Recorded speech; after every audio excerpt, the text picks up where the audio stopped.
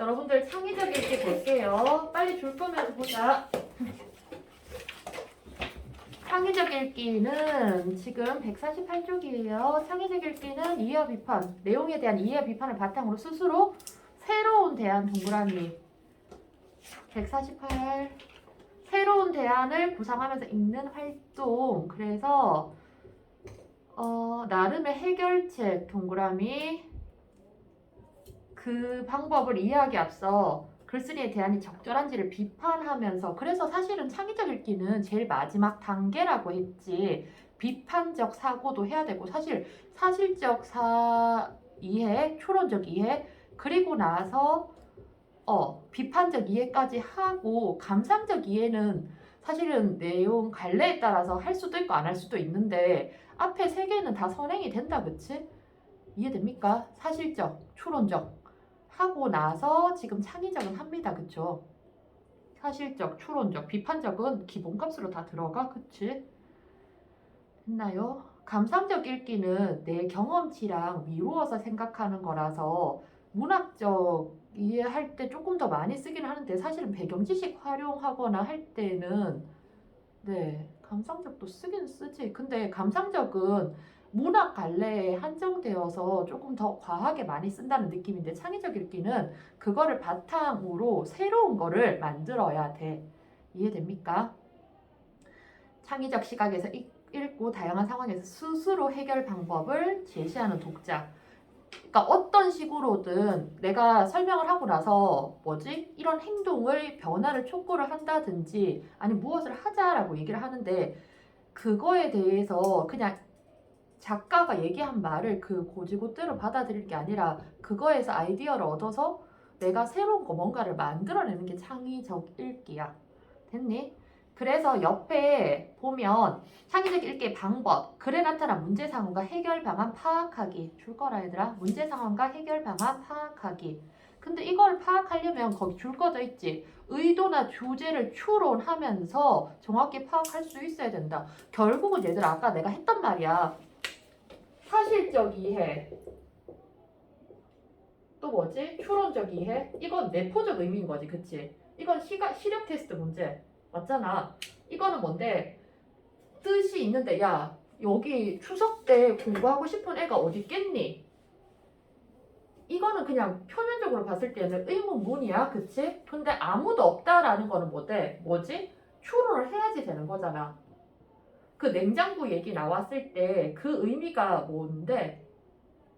냉장고 때문에 비만이 많아진다로 이해를 할 수 있어야 되잖아. 그치? 그리고 나서 그게 적절한지 안 적절한지는 비판을 해야 되는 거고.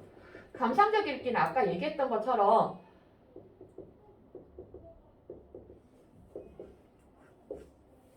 이거는 다 들어가는 겁니다. 갈래하고 상관없이 다 들어가고 이게 안 됐는데 창의적 읽기가 가능하지 않아요. 이 말이 그 말입니다. 감상적 읽기는 문학 제재일 때 조금 더 많이 쓰는 거야. 됐나요? 문학 제재라고 하면 힘들지. 문학 갈래일 때. 그리고 두 번째 거 볼까? 새로운 대안을 구성하고 제시하기. 우선 이 사람이 쓴 게 어떤 건지를 파악을 하고 나서 내 것만의 새로운 걸 만들어야 돼. 됐니? 그래서 다른 관점의 글을 찾아보거나 다양한 매체를 활용하여 관련된 정보를 수집하고 검색하고 그래서 주제 통합적 창의적 읽기라는 게 그 말이지. 얘들아 너희 제 막내가 다 알지 그치? 제 막내가가 뭔데? 누이의 죽음에 관한 거였지. 그러면 이걸 읽고 나서 뭔데? 비슷한 주제, 다른 거. 박모근의 하관을 읽을 수도 있고, 그치? 김강군의 은수저를 읽을 수도 있고. 됐니? 또 다른 거 뭐 있지? 정지용의 유리창. 이런 것들은 다 자식이나, 아우나, 여기는 자식이지. 비슷한 가족의 죽음을 맞닥뜨린 다른 제재와 연관해서 읽는 거잖아. 이해됩니까? 이런 게 창의적 읽기야. 주제 통합적 읽기라는 말이 그 말입니다. 됐니? 옆에서 보면 푸드 마일리지는 지금 식재료가 얼마나 멀리서 온 것인가를 보여주는 지표이다. 됐니? 그런데 식재료의 무게가 무거울수록 이동 거리가 멀수록 마일리지 값이 커진다.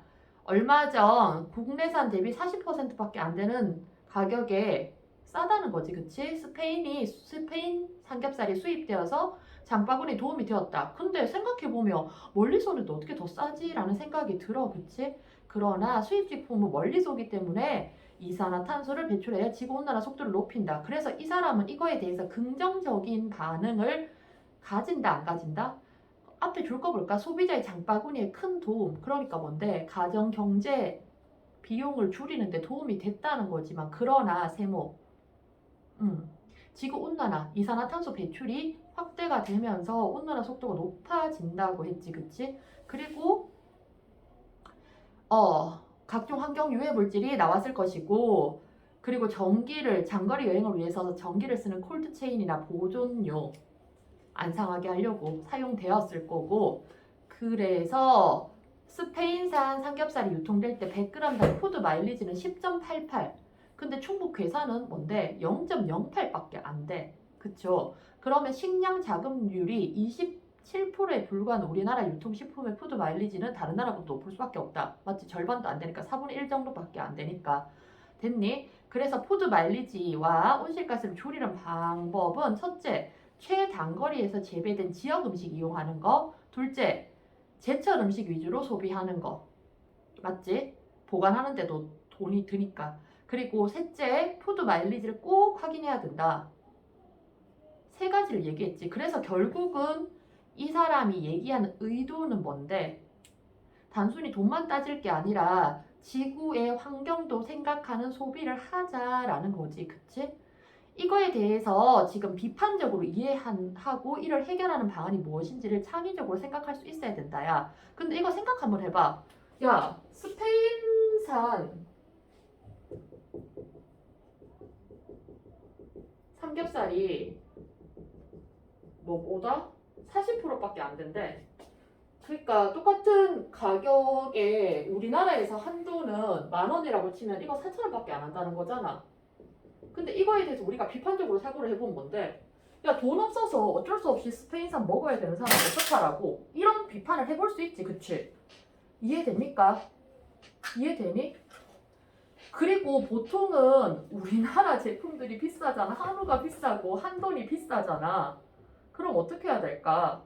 그럼 협동조합 이런 거를 활용을 해서 우리 그런 거 할 수 있지. 유통 단계가 많아지면 비용이 올라가잖아. 내가 여기서 생산을 해서 이마트에 팔아서 이마트에서 우리가 소비자로 오게 되면 이마트도 지금 매입하고 이거 파는 동안에 DP하고 인건비 이런 거 들어가잖아. 여기서 광고비 들어가고 운반비 들어가고 인건비, 판매한 인건비가 들어가지, 그치? 맞니? 그리고 나중에 이제 뭐 퀵배송, 습배송 이런 거 배송비도 들어가고 이거 다 하고 나서도 얘들이 알파가 있어야 될 거잖아, 맞지? 그러면 이마트 이런 중간 거래 업체를 없애고 우리나라 거를 하는데 싸게 하려면 뭔데? 직거래. 트럭에서 파는 것들 보통 좀 싸게 팔지, 그치? 이해됩니까? 산지에서 중간 그거 없이 바로 오게 하는 이런 방법을 모색하면 어떨까? 이런 게 창의적 읽기야. 이게 비판적 읽기고 40%가 이렇게 되는데 근데 똑같은 양인데 만약에 600g을 한도는 이건데 지금 40%밖에 안 하면 이렇게인데 이런 상황에서 내가 안 사 먹고 싶어서 안 사 먹는 게 아니라 이렇게 절반보다 더 비싸게 책정되는 가격을 어떻게 소비자가 다 부담하란 말이냐. 그러면 대안이 있어야 되는 거지. 이런 식으로 만들어 보는 게 창의적 읽기야. 그냥 지금 탄소 마일리지가 높으니까 무조건 이거 대신에 이걸 먹어야지 라고 결론이 나지 않지. 그치? 총체적으로 파악을 해보면 이해됩니까? 그래서 창의적 읽기를 할 때 결국은 앞에 이게 선행이 되어야 된다는 말이 그 말이다, 얘들아. 이해돼? 있나요? 그래서 바다의 배설물은 육지 배설물은 바다에 쌓인다. 읽어볼게요. 1997년 찰스 무어는 로스앤젤레스에서 1997년 동그라미 해보자. 요트 경기 마치고 캘리포니아 도하라 갈 때 북태평양 열대 환류대라고 읽지 유마 통과할 때 흐릿한 섬이 떠올랐다. 어머.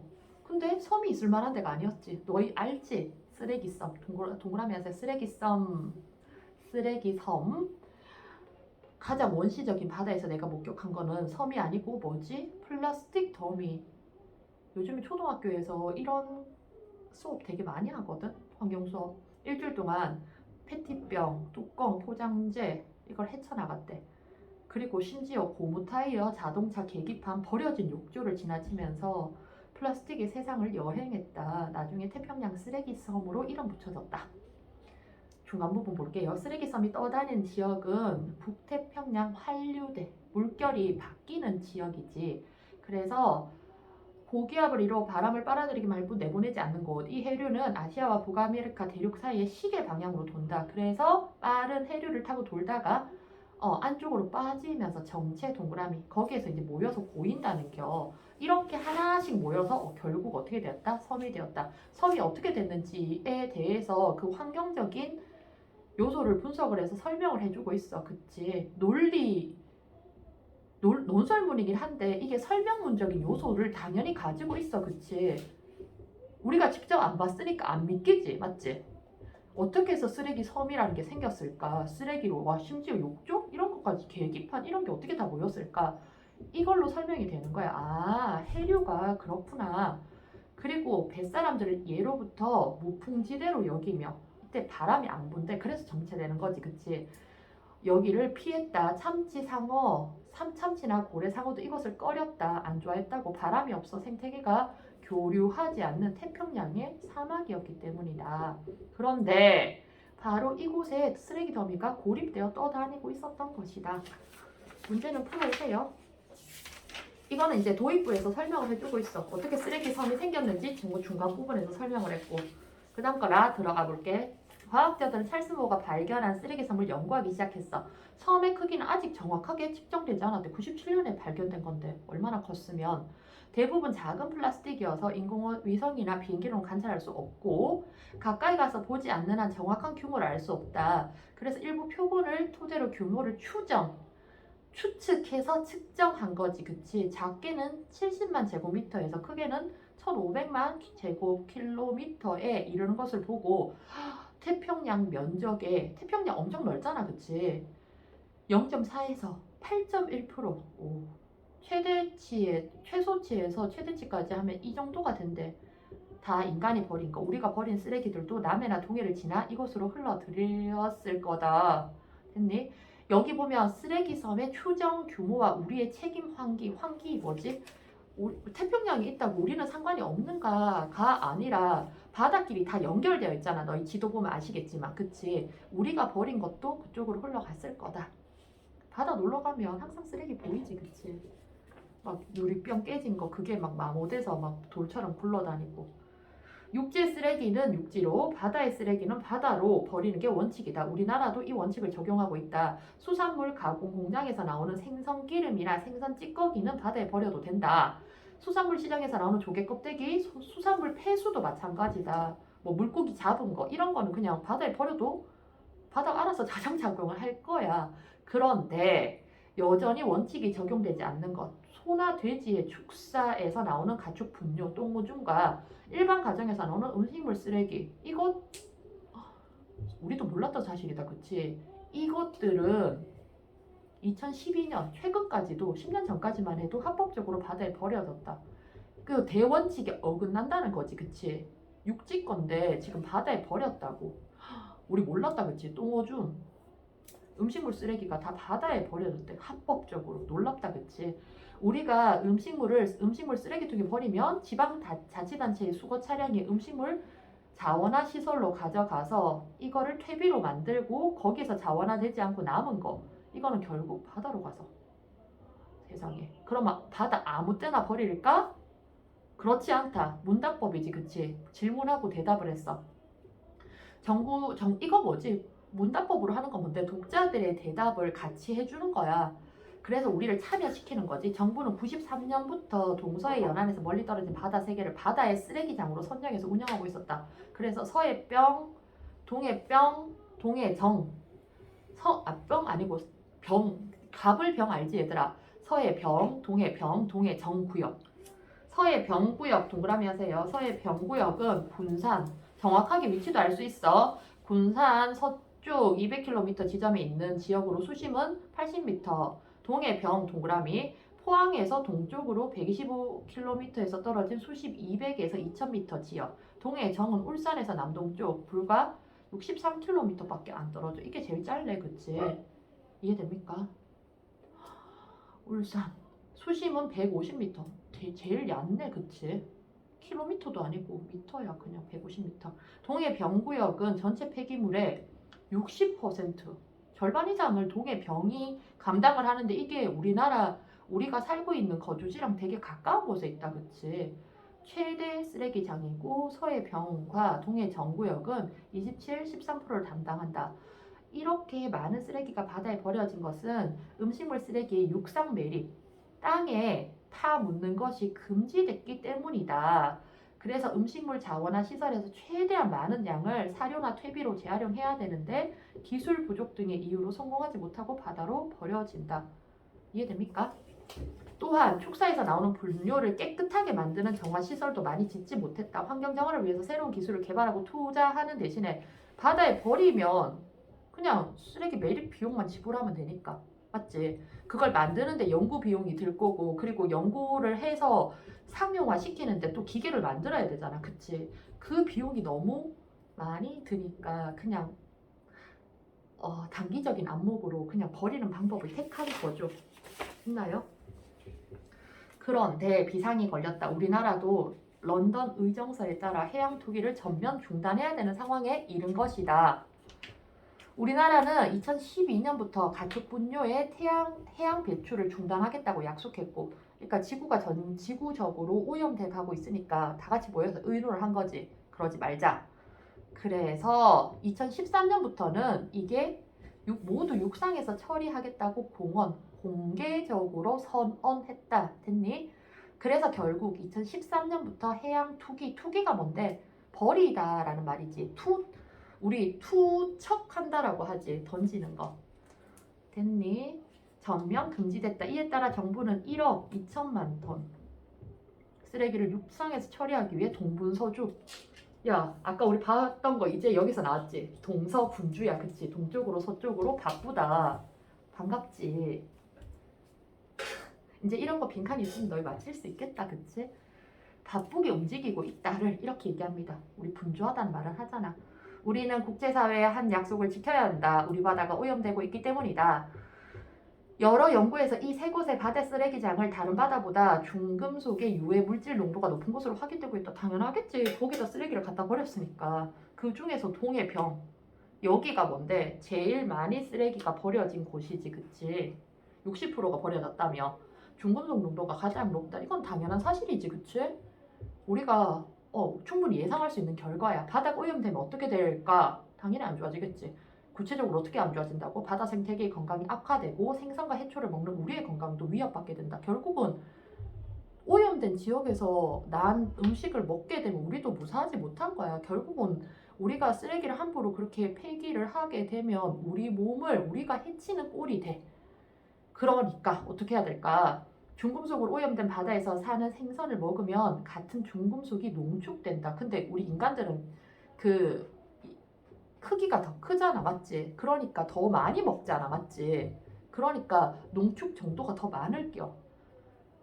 이 때문에 2006년부터 세 구역의 일부에 휴식 연제 설정하여, 그러니까 3개 중에 1개씩 이렇게 돌아가면서 해양 배출을 금지했다. 휴식 연제 덕분에 오염물질이 줄어들긴 했지만 아직도 납이나 카드뮴 등의 중금속 농도가 미국 해양대기관리처의 기준을 초과하고 있다는 게 정부의 설명이다.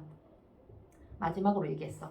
물론 지구에 자정 능력이 있다. 자정 능력이 뭔데? 스스로 정화할 수 있는 능력이 있다. 이런 반론의 여지가 있는 거지. 우리 과학시간에 배웠는데요. 그냥 물 더러워져도요. 그냥 시간이 지나면 스스로 깨끗해지잖아요. 이런 말을 할 것 같은 독자들도 있는 거지. 그치?